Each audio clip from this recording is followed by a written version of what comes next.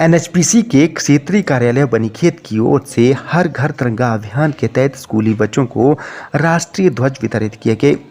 आज़ादी के अमृत महोत्सव कार्यक्रम के तहत ही भारत सरकार द्वारा चलाए जा रहे हर घर तिरंगा अभियान में सबकी सहभागिता सुनिश्चित करने के लिए एनएचपीसी के क्षेत्रीय कार्यालय बनीखेत द्वारा नज़दीकी शासकीय विद्यालयों में अध्ययन कर रहे बच्चों को राष्ट्रीय ध्वज वितरित किए गए।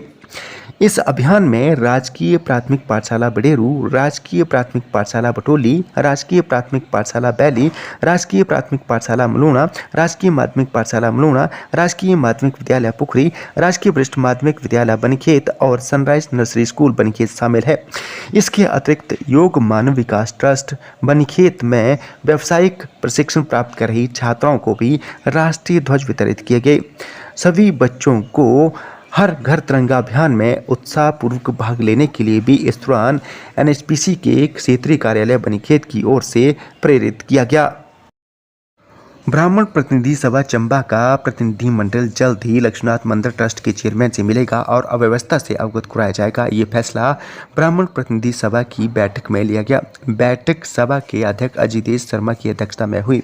उन्होंने कहा कि 1 और 2 अगस्त को चंबा जनपद के अधिष्ठाता इष्ट देव भगवान श्री लक्ष्मीनाथ मंदिर में भोग नहीं लग पाया। 2 दिन भोग न लगने और एक अधिकारी द्वारा भगवान के प्रति अशोभनीय टिप्पणी से लोगों में आक्रोश है। उन्होंने कहा कि मुख्यमंत्री जयराम ठाकुर को भी इस संबंध में अवगत कराया जाएगा। अजितेश शर्मा ने कहा कि मंदिर व्यवस्था के लिए मौजूदा लक्ष्मीनाथ मंदिर ट्रस्ट को निष्क्रिय कार्यशैली के कारण ऐसी स्थिति उत्पन्न हुई है।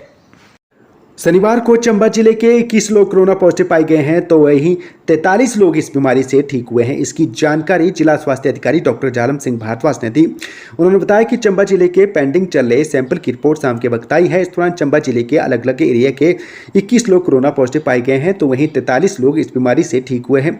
उन्होंने चंबा जिले की जनता से एहतियात बरतने का आह्वान किया है ताकि इस बीमारी से बचा जा सके। उन्होंने कहा कि चंबा में लगातार कोरोना के मामले बढ़ रहे हैं।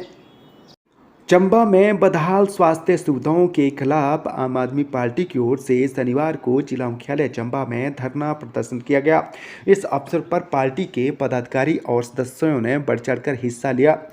इस अवसर पर धरना प्रदर्शन को संबोधित करते हुए पार्टी के जिला महासचिव सलीम खान ने कहा कि चंबा अस्पताल में ना तो डॉक्टर मिलते हैं और ना ही टेस्ट इत्यादि की सुविधा है।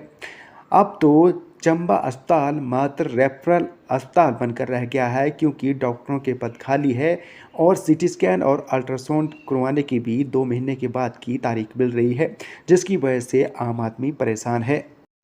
आज़ादी के 75वें अमृत महोत्सव पर कांग्रेस की ओर से जिला मुख्यालय चंबा में भव्य आज़ादी गौरव यात्रा निकाली गई। आज़ादी के 75वें अमृत महोत्सव पर आयोजित इस भव्य आज़ादी गौरव यात्रा में कांग्रेस के पदाधिकारियों और सदस्यों ने बढ़ चढ़कर हिस्सा लिया। इस मौके पर कांग्रेस कमेटी के जिलाध्यक्ष के अलावा ब्लॉक कांग्रेस कमेटी के अध्यक्ष और कांग्रेस कमेटी के राज्य सचिव भी मौजूद रहे। इसकी जानकारी कांग्रेस कमेटी के जिला महासचिव नरेश राणा ने दी।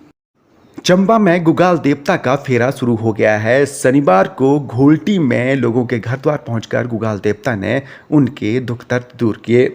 ऐसी मान्यता कई सालों से चल रही है और गुगाल देवता जैसे ही लोगों के घर द्वार पहुंचते हैं तो लोग नतमस्तक होकर उनका स्वागत करते हैं और उनके आगे नतमस्तक होकर पूजा अर्चना भी करते हैं। ऐसी मान्यता है कि गुगाल देवता के पास जो भी अर्जी लगाई जाती है या प्रार्थना की जाती है वो पूरी होती है। इसी मान्यता के अनुसार शनिवार को सरोल पंचायत के घोलटी गांव में जैसे ही लोगों के घर द्वार गुगाल देवता पहुंचे तो गुगाल देवता का लोगों ने भव्य स्वागत किया और फिर गुगाल देवता ने लोगों की अर्जी भी सुनी और उनकी अर्जी को पूरा भी किया। सरोल, घोलटी और राठघार में ठप चल रही पेयजल आपूर्ति को बहाल कर दिया गया है। इसकी जानकारी जल शक्ति विभाग के अधीक्षण अभियंता रंजीत ने दी। उन्होंने बताया कि सरोल, घोलटी और राठघार में पेयजल आपूर्ति पिछले 2 हफ्ते से ठप चल रही थी। बहरहाल जल शक्ति विभाग की टीम ने जगह जगह ठप चल रही पेयजल आपूर्ति को दुरुस्त करते हुए शनिवार से पेयजल आपूर्ति को बहाल भी कर दिया है। उन्होंने कहा कि बारिश के चलते भूस्खलन होने के कारण लाइन टूट गई थी। इसकी वजह से ही सरोल, घुल्टी और राटघाट की पेयजल आपूर्ति ठप पड़ी थी।